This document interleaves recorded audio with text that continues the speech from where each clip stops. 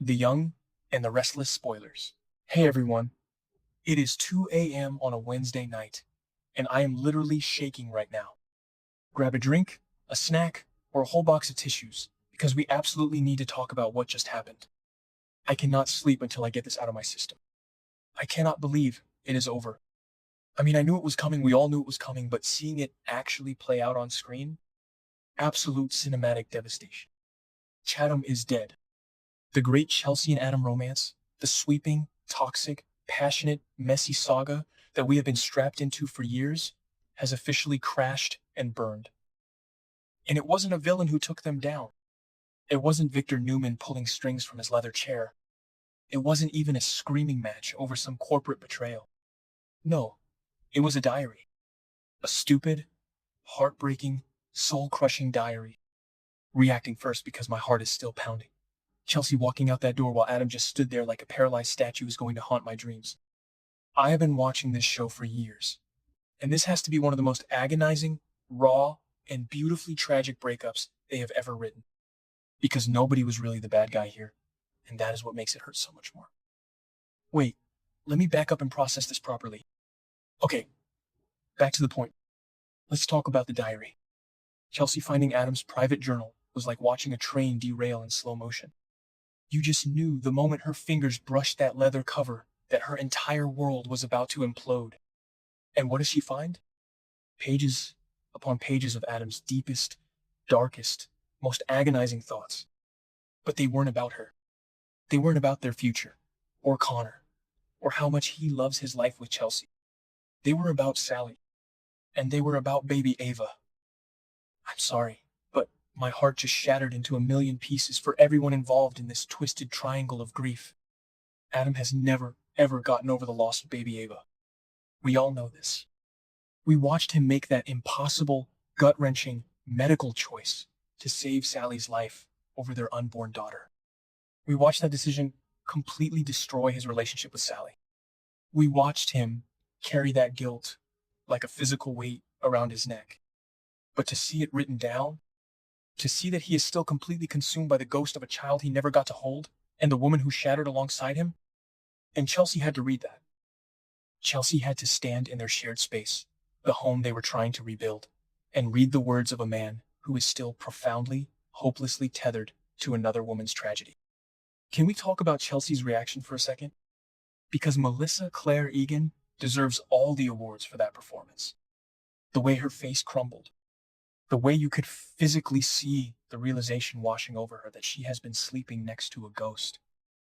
She read those diary entries, those desperate, regret-filled lines where Adam poured out his soul about Sally's recent breakdown and how he couldn't stop thinking about her pain, and you could see the exact moment Chelsea's heart flatlined.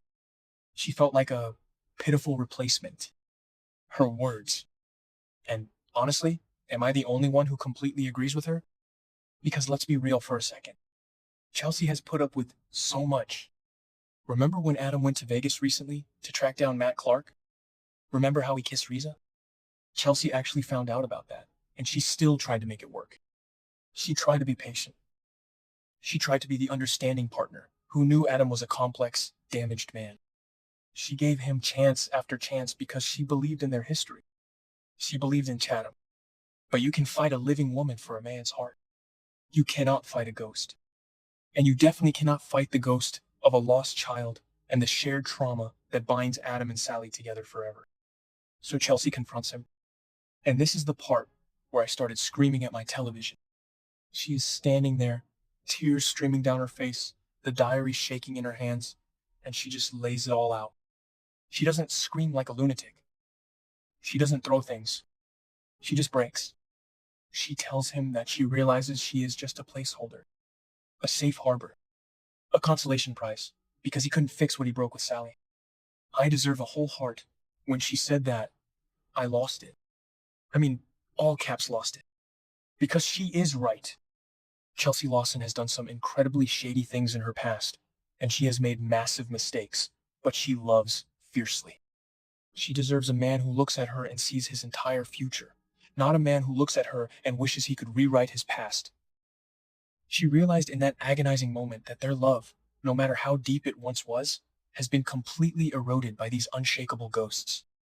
The trauma of Ava, the guilt over Sally, the constant shadow of what ifs, it ate away at the foundation of Chatham until there was nothing left but resentment and pity. And what does Adam do? What does the great, fiery, passionate Adam Newman do when the mother of his child, the woman he supposedly loves, tells him she is leaving because she can't share his heart with a memory? He does nothing. He just stands there. He doesn't beg. He doesn't fall to his knees. He doesn't snatch the diary away and tell her it means nothing, because he knows she is right. I am so frustrated with Adam, but I am also so heartbroken for him, because Adam is a tragic hero in his own mind.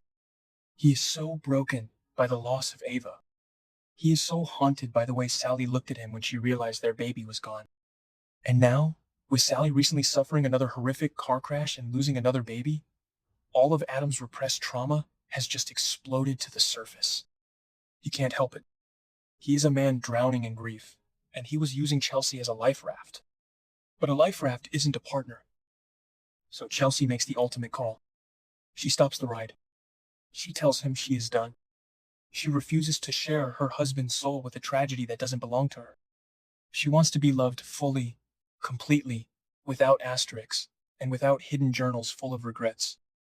And as she walks out that door, the silence in that room was deafening. Adam watching her leave, his eyes wide, his jaw clenched, completely helpless. Because how do you stop someone from leaving when you know you can't give them what they are asking for? How do you promise to stop loving a memory? You can't. Adam can't just flip a switch and stop agonizing over Sally and Ava. It is baked into his DNA now. It is part of his tragic lore. I know some people are loving this because they want Adam and Sally back together. And look, I get the ally appeal. Their chemistry was off the charts. But personally, watching the definitive end of Chatham like this feels like the end of an era. It feels heavy. It feels like a chapter closing in the most painful, realistic way possible. It wasn't a soap opera scheme that broke them. It was human frailty. It was the simple, devastating fact that sometimes love isn't enough to conquer grief. I've been watching since 2015, and I have seen couples break up over the dumbest, most contrived reasons. Remember when they tried to tear couples apart with fake amnesia or evil twins? Yeah, didn't work then either, because it felt cheap. But this felt earned. This felt like years of emotional baggage finally snapping the bridge in half. What is Adam going to do now? He is completely alone. He has alienated Chelsea.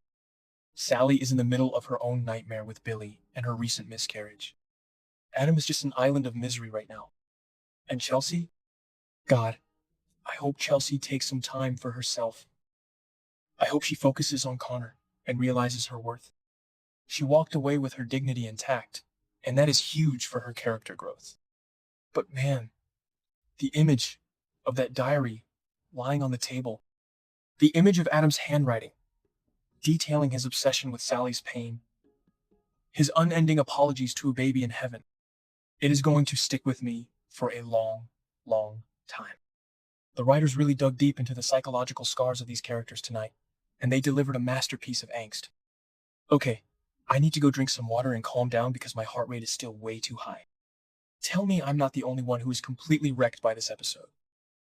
Tell me you guys are feeling this too. Because right now, the Genoa city landscape has shifted forever, and I don't know how any of them recover from this. Chatham is over.